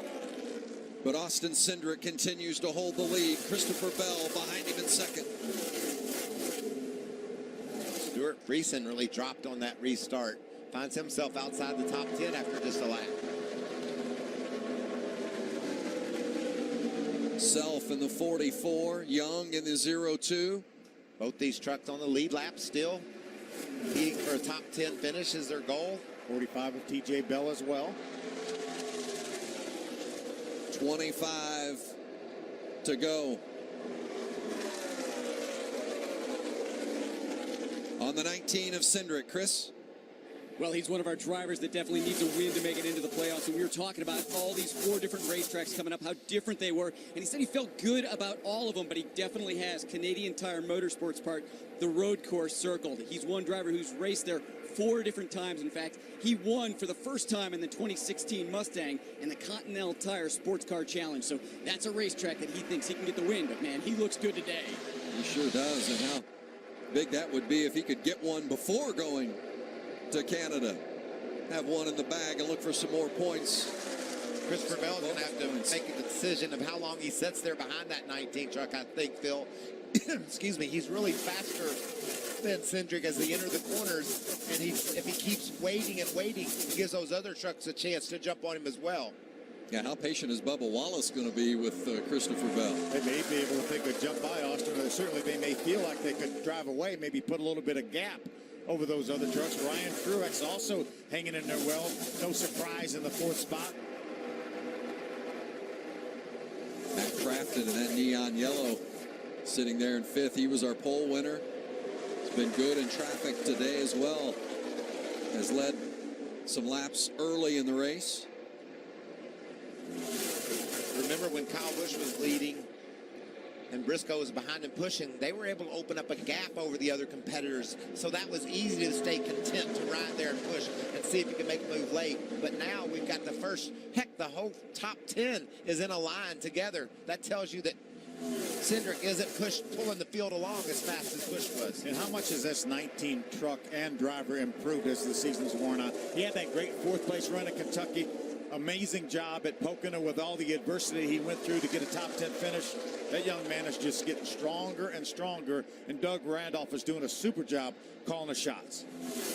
You get the feeling, though, that the 4 and the 99 are just waiting for their opportunity to pounce on that 19 of Cindric.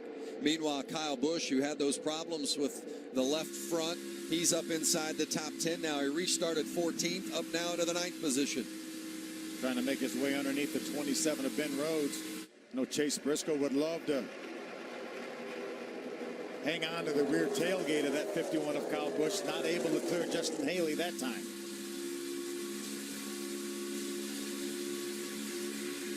Kyle Busch likes what he's seeing out his windshield with the leaders all stacked up ahead of him.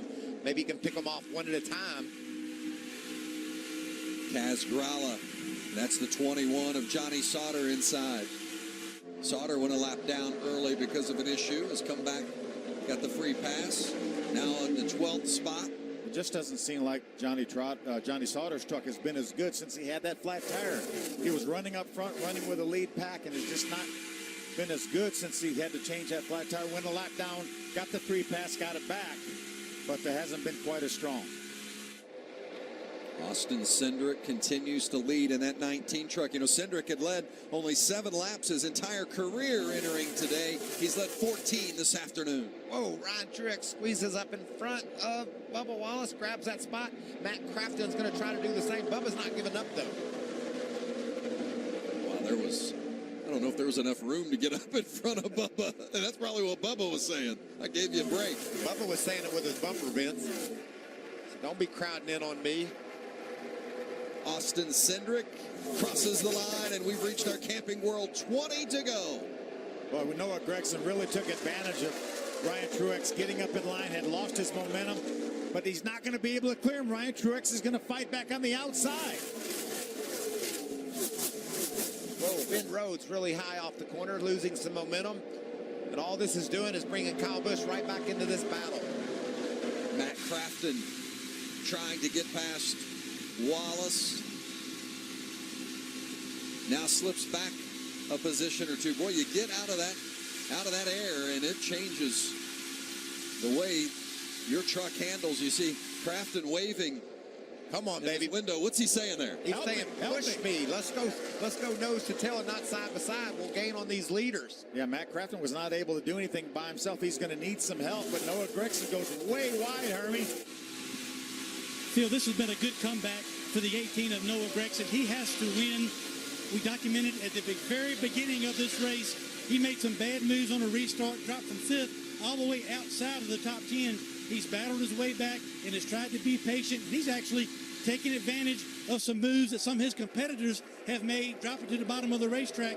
He has stayed high, and he's put himself right back in contention for this thing right now, running in the 6th position. Austin Cindric continues to lead. The battle heating up. You're not going to miss a thing. Back in a moment to Michigan.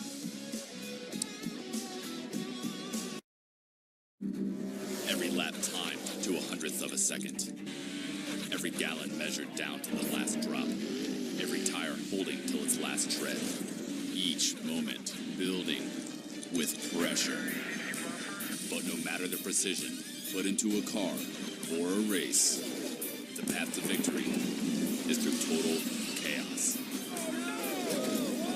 Unbelievable. Life's full of obligations. Work starts on a Monday, whether you are ready or not. And those bills are not going to pay themselves. But isn't life about making choices? So why not choose freedom? Freedom to go anywhere and do anything. Where would you go? What would you discover? Imagine the possibilities. Start your journey with a travel trailer for only $115 a month during the summer RV sale. Visit campingworld.com today. The Ford Summer Sales Event is in full swing. It's gonna work. I promise you. We can figure this out. A little help? Hold on, Mom. No, Wi-Fi. Wi-Fi. It's not a question. It's a thing. Take on summer right with Ford, America's best-selling brand. Now with summer's hottest offer. Get 0% for 72 months plus an additional $1,000 on top of your trade-in. During the Ford Summer Sales Event, get 0% for 72 months plus an additional $1,000 on top of your trade-in. Offer ends soon. The end of the week. Work is over, school is out, and the wild ones come out to play. The green flag is out. Pups get a chance to dance with the big dogs. They're going at it. Roars from engines compete with roars of fans. And the stadium lights become a spotlight for one. Here he is, Johnny Sauter. It's truck season, America.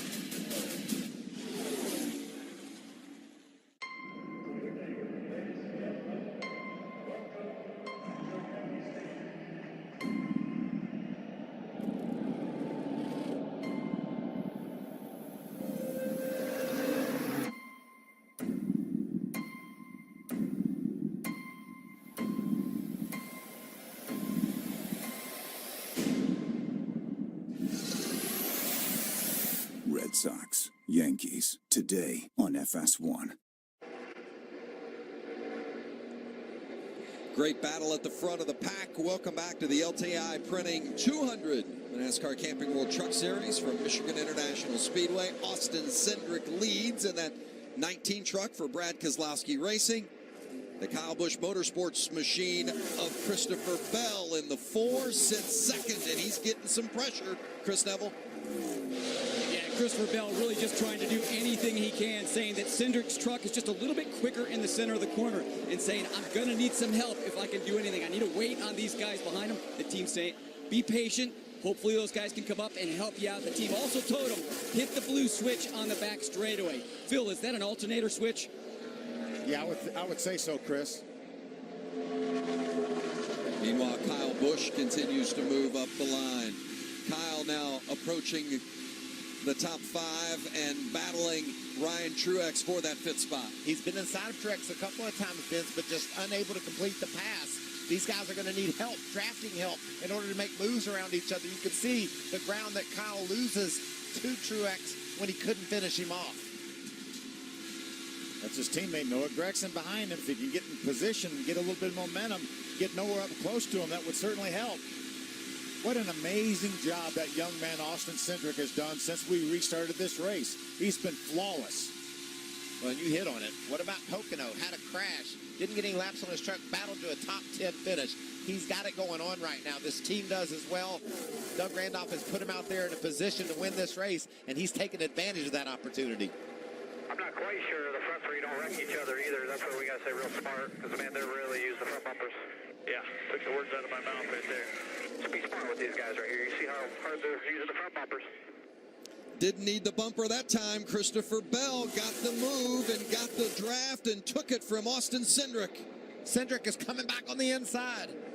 What's Bubba Wallace going to do? Bubba's going to go with Austin on the inside. And Bubba for the lead. Inside, 3 wide. Can Bubba close the door for the lead? He does. But he's slow, so Cindric and Bell touched, and Cindric got a little sideways. Somehow saved it.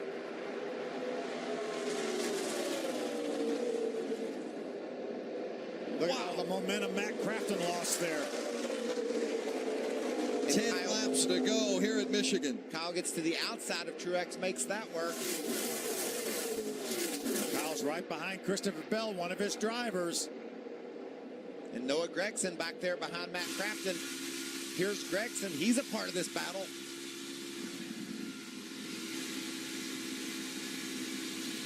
We've talked all weekend that Bubba Wallace, in his comeback to this series, has been strong. Everyone in the garage here said that 99 truck is good. Shane Huffman has him a great piece here, and he's doing a whale of a job driving it. And if you're going to win this race today, you've got to make bold moves. And that 3-wide move down into turn 3 by Bubba Wallace, that was a bold move. It's got him to lead. I don't know if it's going to be enough to win the race, though. Remember earlier we had that radio from Ben Rhodes talking about how aggressively Bubba Wallace was racing and how Bubba was being extremely aggressive. He had to be to make that move move for the lead. You have to be, guys. You have to be aggressive on the restarts. You have to be aggressive when you have an opportunity. Christopher Bell had an opportunity. He took it. He had to lead for a moment, but that slowed his momentum. That opened the door for Bubba, and here he is leading. Inside 10 to go. If you can catch your breath for just a minute, remember there's some concerns about fuel for some of our front runners. Here's the pass for the lead while Cindric and Bell battle. Wallace sneaks right in on the inside and closes the door on Cindric and holds on. Remember, Bubba Wallace hasn't been in the truck since Homestead of 2014. That was the season finale that year. Has been in the Xfinity Series full-time the last couple of seasons. Ran 4 races in the Cup car this year for Eric Almirola when he was out with injury. They're consistently running laps faster than qualifying here. Down below 39 flat that time. Bubba not getting away from Cindric. Right there, Austin Cindric looking for his opportunity to come back.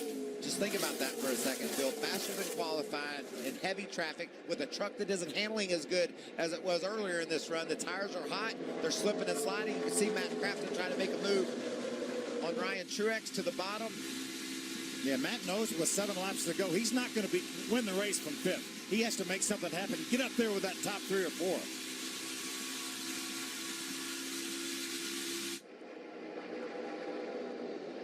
Big picture, Tony. AB's going to try to help City back up to him off the corner just a little bit. A little Kyle Busch Motorsports teamwork.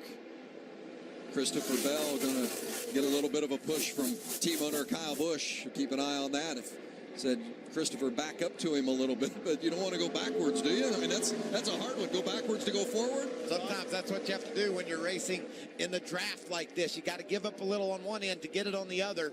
These guys are really playing with their gas, with their throttle, the gaps between the trucks, trying to see if they can get that run. 5 laps to go. Bubba Wallace leads Austin Cindric. Christopher Bell, Kyle Busch, Ryan Truex, all in the top 5. You can see that truck, Bubba Wallace, the 99, wiggling around in the corners. It's not a cakewalk getting through the corners in the draft. These guys are really struggling. Well, we saw early on Wallace's truck didn't seem to be handling very well, and it has come to him, and he has put it to the front aggressively. Yeah, he has driven the wheels off that truck. See Ryan Truex trying to make the move to the inside on Kyle Busch. This could be Busch backing up to Truex to get a big draft, to close in on those front 2. They're going to have to time it just right. Here he goes. Try to get by his teammate, Christopher Bell. Busch to the inside. Bell coming around the outside. That's Truex and Crafton right behind them. Kyle gets the pass. I think that was the best move by Christopher Bell. Bell got into the back of Busch, and Busch had a big wiggle. Even though it cost him a position, remember, Christopher has 4 wins. Right now, it's all about KBM trying to get a win.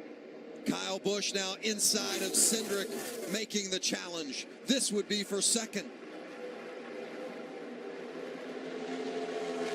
Yes, Christopher lined up behind him. Just 3 laps to go. Bubba Wallace continues to lead. Remember, Wallace was penalized earlier back on lap 53. Crew member over the wall too soon, and they have come back with a vengeance. Kyle wasn't able to make the pass on Cindric, and now Christopher jumps back around Kyle.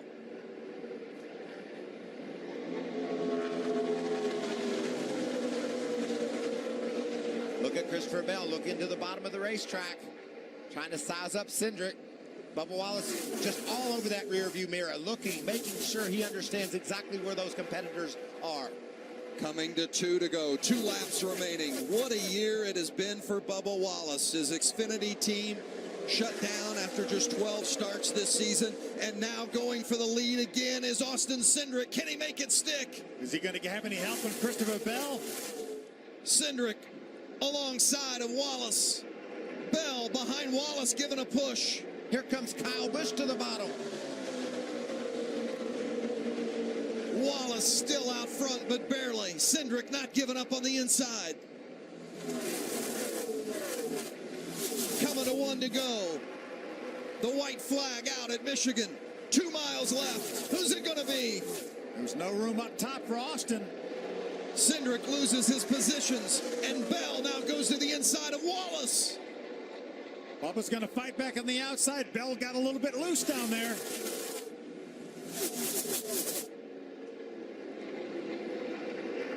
A mile left. They're on the backstretch. Wallace has gapped Bell a little bit, but here comes Christopher Bell. Gets a shove from Kyle Busch right back to the inside. Through turn 4. Bubba Wallace is going to do it and win at Michigan in his comeback race.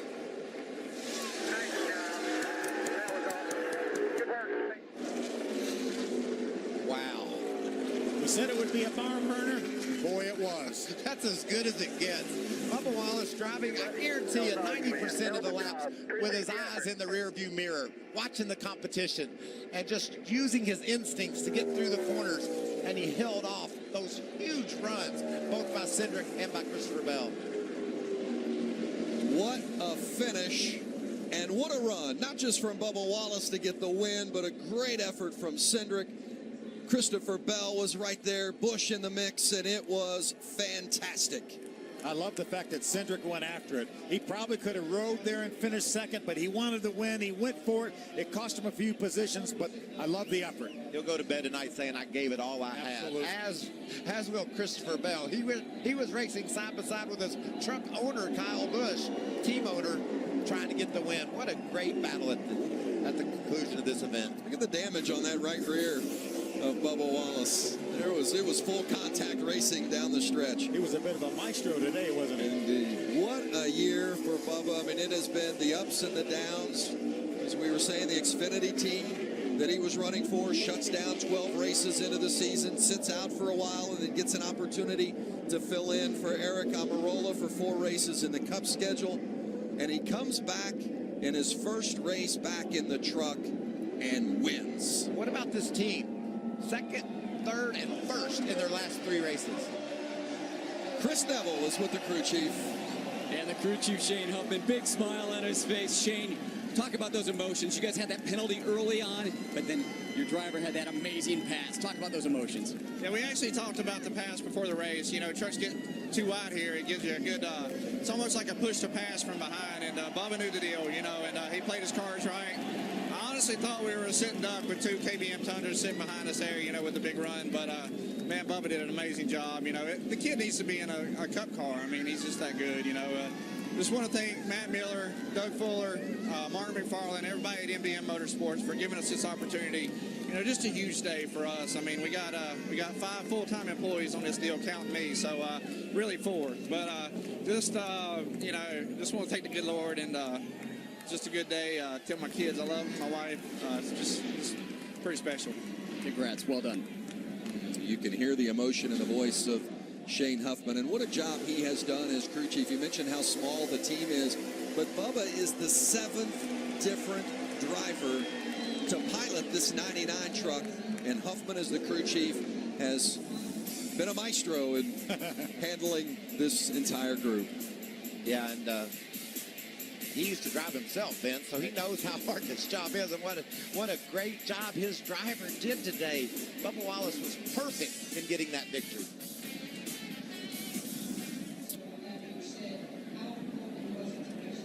Bubba Wallace wins, and Christopher Bell is second. Hermie? Yeah, Bell ends up second, but that doesn't tell the whole story of your race. You start out in traffic, you get some track position, lose it again, but it came down to those last 6-7 laps, you and your teammate trying to do something with the 19 and the 99. What was the difference those last couple laps? Man, I don't know. I hope the fans enjoyed that one because that was a ton of fun. Our Sirius XM JBL Tundra was pretty. It was handling really good. We just didn't seem to have the raw speed to get up there and get by them. That was a lot of fun, man. I wish I would have been able to work that inside pass a little bit better like I did the time before. I should have just moved up, but I didn't quite get there. So that's awesome for Bubba, man. That's really cool to be able to see him come back and win like that. That was a really fun race. Christopher Bell, he's second. Well, that's a racer. You know he wanted to win, but he also appreciated and enjoyed the competition of it. And Christopher Bell He's won plenty, and he will win plenty more. But, man, he had a good time running it today. That's good to hear. And just think about the determination of Bubba Wallace. I mean, he don't have that many opportunities. He wanted to make sure he took advantage of this one. The relief of victory for the crew chief, Shane Huffman. Don't go anywhere. Coming up next, the NASCAR Camping World Truck Series post-race show presented by eBay Motors. Back to Michigan in a moment.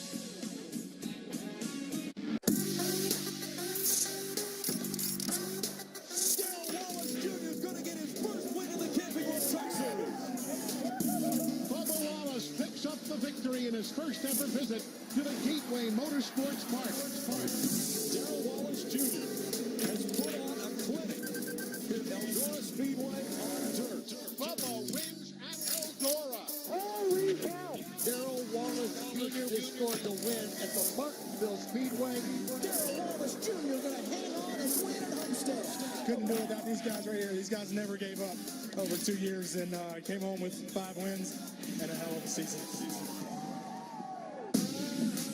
All 5 of those wins for Bubba Wallace before today had come for Kyle Busch Motorsports, and today he beat a couple of KBM drivers to get it done. Welcome to the Camping World Truck Series post-race show presented by eBay Motors. Let's go to Victory Lane with Chris Neville. And we see Bubba Wallace getting out of the 99 truck. 2017 definitely hasn't been the year that Bubba Wallace planned for back in February. His Xfinity team had to suspend operations in late spring. You subbed in the 43 car, Eric Almirola's car and Cup, but today you get victory in the Truck Series. How sweet does this taste? Oh, it's burning my eyes right now. It's so good. Oh, God, this is so cool. Thank you. Yeah, it's fine. God, it's been so long since I've been in Victory Lane, and I try to hold a positive mindset over it, and everybody in my family knows it eats at me every day, and emotional Victory Lane for sure. First time back in 3 years, so it's so cool. Maestro's Classic is coming on board. I'll tell you one cool thing about them. This T right here is a cross, and that's for the man upstairs. It's always in your heart. He's always riding with you. So that was big for them. Their first race got them a win. My first race back. Can't thank them enough. Can't thank New Era enough. PCR engines, it was on fire. We got a little damage there. Apologize to the 13 there. Made a bold move and cost cost him the 51. Cost a couple trucks there, but man, this is a sweet victory. So I'll take it and then cherish it for sure. Bubba, you had that penalty early on, but you steadily worked your way back to the front. And talking about bold moves, talk about that move down in turn 3 and 4 for the lead. Yeah, I wouldn't have been able to do it. I wouldn't have been able to pull that move off if everybody in MDM and Shane Huffman and this crew didn't build this truck the way we needed it to be. And they worked their tails off for this event, and it come about so late. And to see how much heart and passion they throw into this, and I can't thank them enough. It was on rails. You know, we had that little bit of damage, and it was pretty rough in traffic. And as soon as we got out to the lead, it was like, I'll sit back and let Granny Jan take the wheel. Bubba Wallace gets it done in Michigan. Hermie? Well, Austin Cindric, you definitely needed to get a win, and you were stepping up to the plate to get that done today. What can you do when you're out front leading at a place like Michigan when you got a bunch of hungry dogs behind you trying to get by you? Yeah, I mean, on one hand, you got Bubba, who's very experienced, and he's out here in a one-off, so he's got nothing to lose. And then you got a guy like Kyle Busch, Christopher Bell, Matt Crafton behind you. And, man, that was a lot of fun. I needed a little bit of help after we dove down there to the bottom of Bubba. Maybe I should have saved it for 1 to go. We knew we were really good in 1 and 2, but it's one of those deals. Got to think draw tight. We're in Ford's backyard. LTI Printing, one of our huge partners this year, the title sponsor of the race. So had a lot of people here to support us, and man, we still got Bristol, Mosport, and Chicago to get in these playoffs, and we can still make it on points. But man, a win's going to be nice when it comes, and it will. That's Austin Cindric. And Vince, if you don't think these drivers pay attention to what's going on, Austin Cindric, first thing you said, at least Bubba does not take a playoff spot away. That's right, because this being a one-off for Bubba, not a championship contender, and that's a big break for a guy like Austin Cindric, or even for that matter for a Ben Rhodes or a Ryan Truex. Yeah, we saw that last year when Brett Moffitt, who was not playoff eligible, won this race. Same situation, so he's exactly right. That does not take a spot away. How about the development from Cindric, though, that we've seen from the beginning of the season? Didn't have a lot of full-bodied or NASCAR-style racing experience, and he has just it's been so impressive. It seems week after week he just gets better and better. He really does, and we talked about the job he did at Pocono with the adversity they went through, but the job he did today with the guys he mentioned that he was racing with, Christopher Bell, one of the superstars of this series and beyond, Kyle Busch, one of one of the best drivers we've ever had in NASCAR, and he's right there with him. Bubba Wallace, who's a 5-time winner going into this race in the Truck Series, did a great job in the 43. Those are the guys he was racing with, and he held his own. He's 18 years old. Yeah, when he got over there to the back straightaway, he had some decisions to make, didn't he? There come Bubba Wallace down the inside. Do you push your way up and try to crowd the guy on the outside? He just held his line, did a great job, came up just a bit short. You saw Jerry Baxter there from the GMS come over and give Bubba a hug. They had been had worked together as crew chief and driver at Kyle Busch Motorsports, and the sportsmanship there between Austin Cindric and Bubba Wallace. Great to see. Well, if you didn't like it today, you just don't like it.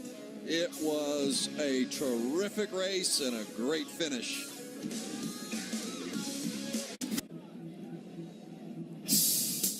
Bubba Wallace so happy to be in victory lane of the Camping World Truck Series today here in Michigan. What a thrilling victory. His 6th career win. The widest selection of parts has never been easier to shop. Check out eBay Motors to find the right part for your ride. Find it, add it, get it fast. eBay.com/autoparts. Ryan Truex finished 4th today. Great run, Hermie. Yeah, another good run for the 16. You guys came into this race 4 points to the good, and I asked you, how do you protect your lead in that standings? You said, I just want to win. So you guys are right there. What else do you need to get over that hump? I don't know, man. I feel like if things would have just went a little differently, I would have had a shot at it. It was just tough to pass. It felt like if you didn't clear a guy quickly, or if he didn't slip up or something, they just kind of freight train you. But we were fast. I got to thank my guys for giving me a lot of speed. Just a little too loose in traffic there. I couldn't run right on the bumper like some of those guys could. I had to kind of back off on entry just to get a little bit of downforce. But, I mean, it's a good day. But like I said, we want to win. I'm so close I can taste it.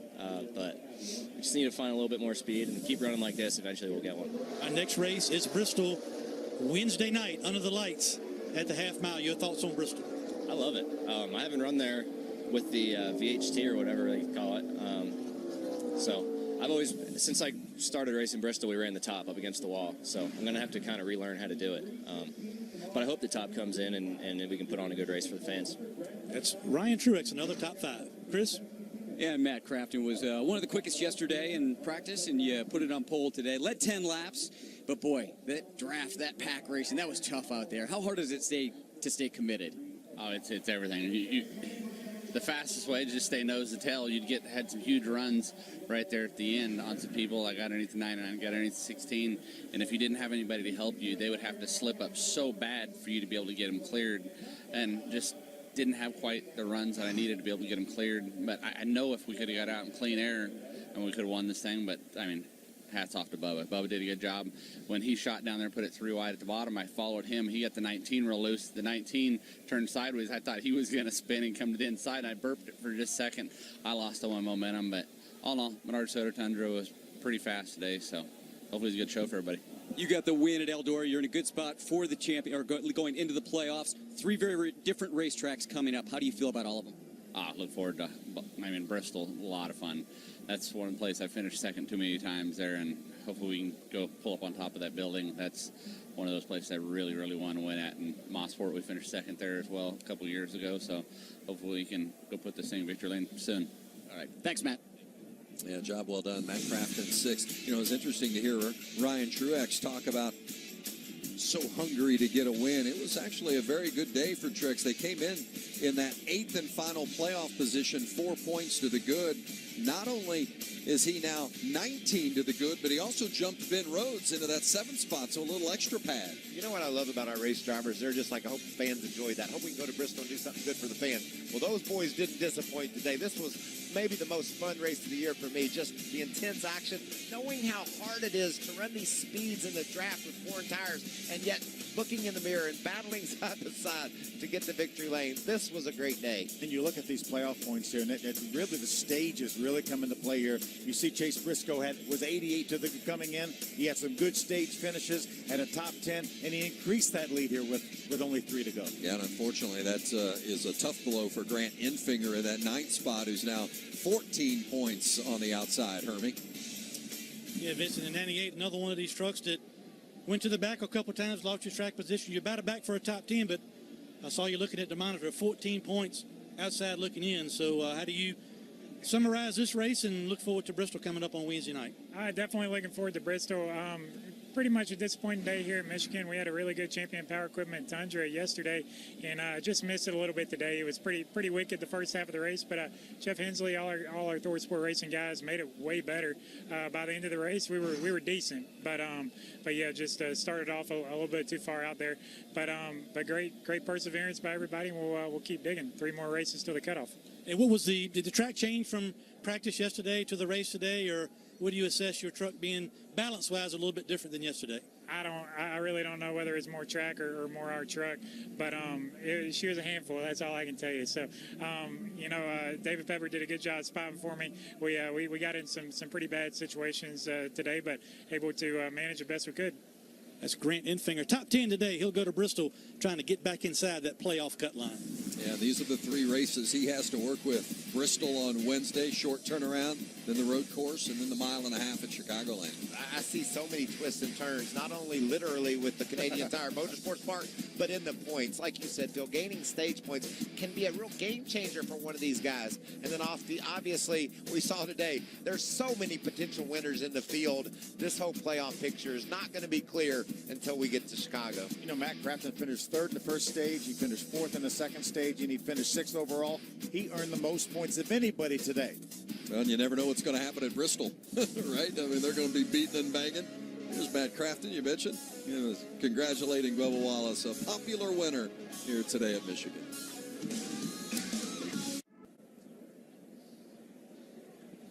Hey, don't go anywhere. Coming up on FS1, it's Major League Baseball. Does it get any better than the Red Sox-Yankees? Mookie Betts and the Red Sox taking on Aaron Judge and the Yanks.